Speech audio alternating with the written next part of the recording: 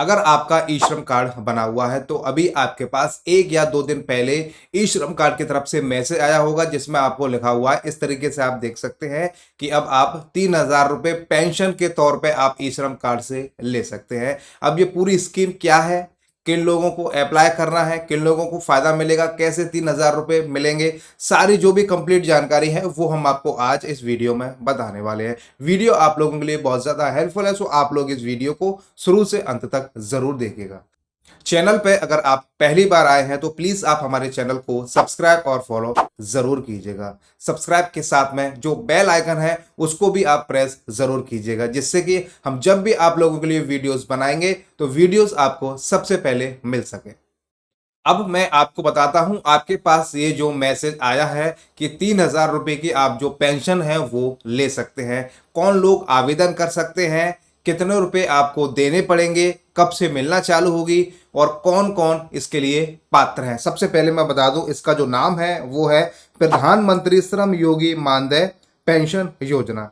ये असंगठित क्षेत्र के श्रमिक हैं, उनके लिए यहाँ पे जो पेंशन है वो बनाई गई है। अब इसके साथ में योजना के बारे में भी मैं आपको यहाँ पे बता देता हूँ। देखिए, असंगठित क्षेत्र के जो श्रमिक हैं 60 वर्ष की आयु पूरी होने के बाद उनको जो 3,000 रुपये हैं कम से कम वो उनको मिलेंगे, ठीक है, जिसका नाम रखा गया है प्रधानमंत्री श्रम योगी मानधन। अब देखिए, स्वैच्छिक और अंशदायी यह योजना स्वैच्छिक है और लाभार्थी और केंद्र दोनों समान रूप से योगदान करते हैं, ठीक है। यहाँ पे आप समझ गए होंगे।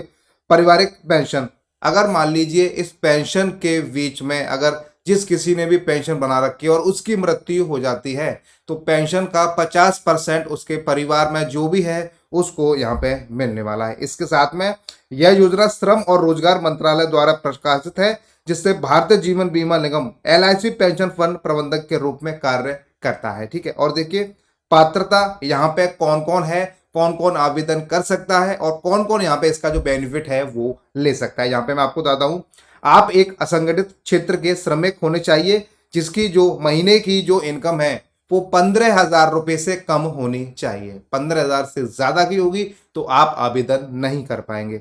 जिस किसी को भी ये आवेदन करना है उसकी जो आयु है वो 18 से 40 वर्ष की होनी चाहिए, 18 से कम नहीं होनी चाहिए और 40 वर्ष से ज्यादा की नहीं होनी चाहिए। आप EPFO, ESIC या NPS जैसे किसी भी संगठित क्षेत्र की जो भी सदस्य हैं वो आप नहीं होने चाहिए, ठीक है। इसके अलावा आप जो इनकम टैक्स है वो आप नहीं पे करते हो। अगर आप इनकम टैक्स पे करते हैं तो आप इस दायरे से बाहर है। आपके पास एक आधार कार्ड, एक बैंक पासबुक या जो भी आपके पास जनधन खाता है वो आपके पास होना चाहिए, ठीक है। अब देखिए, यहाँ पे जो मासिक अंशदान है वो किस प्रकार आपको पे करनी है, यानी कि ये तो बता दिया कि 3,000 रुपये आपको कम से कम मिलेंगे। अब आपको पेमेंट भी तो देना होगा, फ्री में यहाँ पे कुछ भी नहीं मिलता। कितना पेमेंट देना है उम्र के हिसाब से मैं आपको बता देता हूँ। देखिए, मासिक अंशदान योजना में शामिल होने की समय आपकी आयु के आधार पर भिन्नता होती है। आप जितनी जल्दी शामिल होंगे उसका मासिक अंशदान उतना ही कम होगा। अब मैं आपको उम्र बता देता हूं कि कितनी उम्र में कितने रुपए आपको जमा करने होंगे। मान लीजिए अगर आपकी 18 वर्ष की आयु है, ठीक है, तो आपको 55 रुपये पर महीने के हिसाब से आपको डिपॉजिट करने हैं। 20 वर्ष की अगर उम्र है तो 65 रुपये आपको जमा करने हैं। 25 की उम्र है तो 80 करने हैं। 30 की उम्र है तो आपको 105 करने हैं। 35 की उम्र है तो आपको 150 रुपये करने हैं। 40 की उम्र है तो आपको 200 रुपये जमा करने हैं। अब देखिए, 18 से 40 साल की उम्र में मान लीजिए आपकी अगर 25 वर्ष की उम्र है तो आपको क्या करना है, 80 रुपये पर महीने के हिसाब से जब आप 40 साल तक के हो जाएंगे, यानी कि 80 रुपये पर महीने के हिसाब से आपको 15 साल के लिए पेमेंट करना है। जो भी पेमेंट है वो आपका जमा हो जाएगा जैसे ही आप 60 क्रॉस कर जाएंगे, ठीक है। 40 साल तक तो आपको जमा करना है, 60 साल के बाद आपको 3,000 रुपये पर महीने के हिसाब से आपको जो पेंशन है वो दी जाएगी। इस हिसाब से मान लीजिए अगर आपकी उम्र 35 वर्ष की हो गई है तो 150 रुपये आपको पर महीने के हिसाब से 5 साल तक के लिए जमा करने हैं। उसके बाद 60 साल के बाद आपकी जो पेंशन है वो बन जाएगी। इस योजना का लाभ कौन कौन ले सकता है मैंने आपको बता दिया है।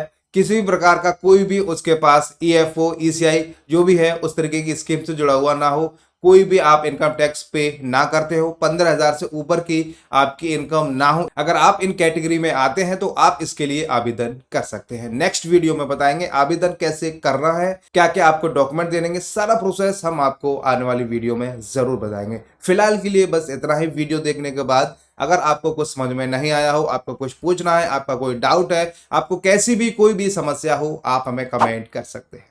आपका जब भी हमारे पास कमेंट आता है तो हम पूरी कोशिश करते हैं कि आपका जो कमेंट है उसका आपको जवाब दे सकें। आप हमारी इस वीडियो को कहां से देख रहे हैं, किस राज्य से देख रहे हैं, किस शहर से देख रहे हैं, किस गांव से, किस कस्बे से, यूट्यूब पे देख रहे हैं, फेसबुक पे देख रहे हैं, इंस्टाग्राम पे देख रहे हैं, किस सोशल मीडिया प्लेटफॉर्म पे देख रहे हैं, आप हमें कमेंट करके जरूर बताइए। वीडियो देखने के लिए आप सभी का बहुत बहुत धन्यवाद।